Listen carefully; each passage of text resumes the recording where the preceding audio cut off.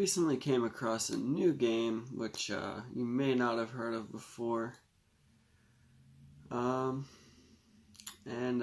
was this? Oh yeah, chess. It was called chess. This is what the board looks like all set up. And the different pieces move as follows.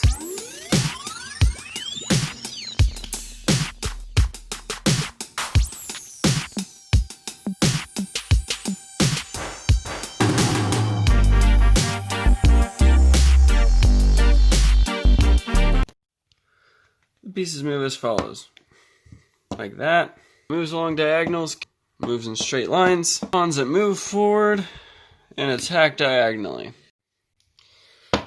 Then you have the queen, which is very powerful. Moves the same as the rook and the bishop combined, so very useful. Then the king moves one in every direction. If the opponent captures them or you can't get him not to be captured, then the game is over. So, as I said, there are a lot of ways to play this game. It's a very tactical game, and I'm going to show you a few of those openings very briefly. But it seems to be kind of like exploded all over the world. Because a lot of the openings are named after countries, I guess, where it's played. I don't know. The English opening. The Queen's Gambit. That one you probably learned as a 10-year-old. That one that kid Gary constantly beat you with at your local chess club or in school or whatever. Screw you, Gary. The one that only wins if the other person has no idea what you're doing. And the French Open. So this is what the board of chess looks like set up. It's honestly a pretty simple little game, not too many complex pieces and parts to it. But luckily I think we will be able to do some cool things with it in the future. But overall, I think I have it as a solved game, I would say. So nothing too great coming of it. But it'll be fun for children to play in the future. All that kind of stuff. But yeah.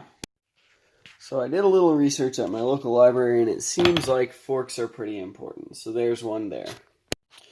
So, like I said before, the way to win this game is to be about to capture the king, and they can't do anything about it, and that's called checkmate.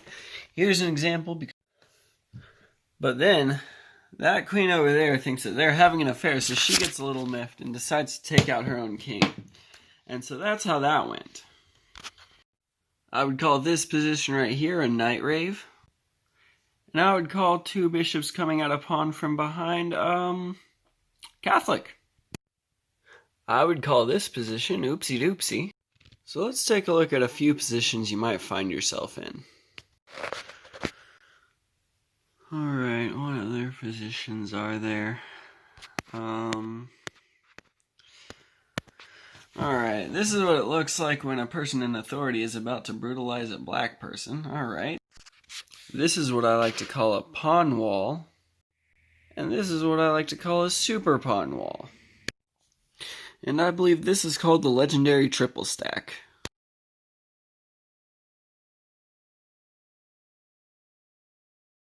I found an alternate way to show you more clearly how I was playing. And so this is what I came up with.